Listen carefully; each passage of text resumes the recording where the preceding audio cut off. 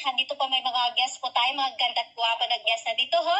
Na waiting po, ayan, si Sir. Okay, papasok po tayo sa loob at ito po yung kaganapan ngayong oras na ito. So right now, may treatment po. Treatment po, dito po ang ating Hilot Center by Sir Cyrus Kajayan. At ito po ang kanyang ginagawa actually. Ito po yung aming head coach. Head coach, kamusta ka dyan? Pagsalita ka naman dyan, baka tulog na yata, sa sarap. Ayan, so later. Alright, so dito po ang aming Dream Team Pilipinas All-Stars. Dito po lahat, si Brother Rolando Kaway-Kaway. Mga friends, nakalay po tayo sa One Philippine News, Texas. Ayan, ito po itong nakaputi. Mrs. po, Sir Alex Canehas, ayan. Si Miss Judy, Don Cavite, yan. Ayan, si Ma'am Maria Cristina. Ayan, shoutout kayo dyan. Nakalipay sa One Philippine News, Texas.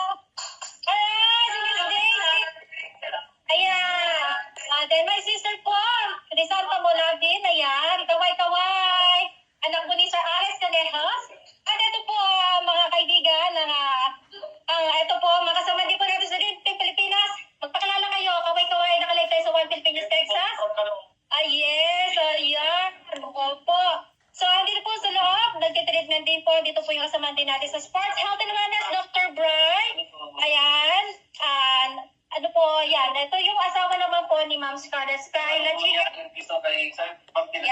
Lord. Ayan. So, tapos lang sila na nag-treatment dito. Ayan.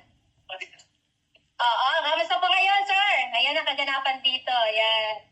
At anak ko din po ni Ma'am Scarlett Skyla, Chica. Ayan, sa Philippine Retirement Authority. Kasamahan po natin sa Sports Health and Wellness. So, ayan, wala pa si Ma'am Scarlett Skyla, Chica. So, ito po yung nagaganap po ngayon. Ayan, Sir Leo, back to me. Okay. Maganda. Ayan po yung mga nagaganap dito. Maganda. At least na, nagkakaroon kayo ng mga outreach program. Namimit yung mga tao dyan sa lugar nyo. Di ba? Ano pang masasabi mo dyan? Ano pang ano? Ano pong masasabi ko po, sir? Oo.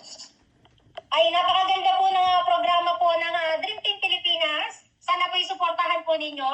Actually, nandito po kami ngayon na tulong-tulong po kami para po, syempre po, parang basketball team lang yan eh. O, di ba? So, binuo po namin itong Dream Team Pilipinas All-Stars.